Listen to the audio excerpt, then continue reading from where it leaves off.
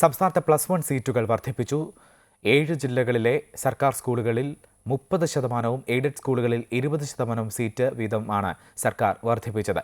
മന്ത്രിസഭാ യോഗത്തിന്റേതാണ് തീരുമാനം. കഴിഞ്ഞ അധ്യയന വർഷം താൽക്കാലികമായി അനുവദിച്ച 178 ബാച്ചുകൾ തുടരുന്നതിനും മന്ത്രിസഭാ യോഗം തീരുമാനിച്ചു.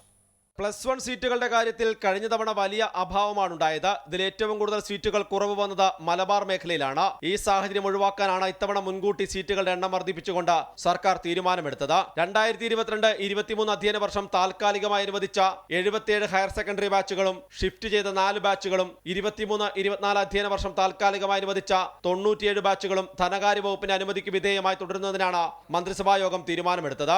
കോഴിക്കോട്, മലപ്പുറം, വയനാട്, കണ്ണൂർ, കാസർഗോഡ് എന്നീ 7 ജില്ലകളിൽ എല്ലാ സർക്കാർ സ്കൂളുകളിലും 30% മാർജിനൽ സീറ്റ് വർധനവ് അനുവദിക്കും. തിരുവനന്തപുരം, പാലക്കാട്, കോഴിക്കോട്, മലപ്പുറം, വയനാട്, കണ്ണൂർ, കാസർഗോഡ് എന്നീ 7 ജില്ലകളിൽ എല്ലാ എയ്ഡഡ് സ്കൂളുകളിലും 20% മാർജിനൽ സീറ്റ് വർധനവും അനുവദിക്കാൻ തീരുമാനിച്ചിട്ടുണ്ട്.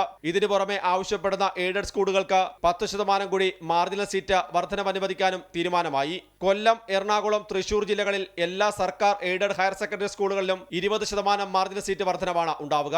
ആലപ്പുഴ ജില്ലയിലെ അമ്പലപ്പുഴ, ചേർത്തല താലൂക്കുകളിലെ എല്ലാ സർക്കാർ എയ്ഡഡ് ഹയർ സെക്കൻഡറി സ്കൂളുകളിലും 20% സീറ്റ് വർധനവ് അനുവദിക്കും. പത്തനംതിട്ട, കോട്ടയം, ഇടുക്കി ജില്ലകളിൽ സീറ്റ് വർധനവ് ഉണ്ടാകില്ല. കഴിഞ്ഞ വർഷവും സമാനമായ രീതിയിൽ സീറ്റുകളിൽ വർധനവ് വരുത്തിയിരുന്നു.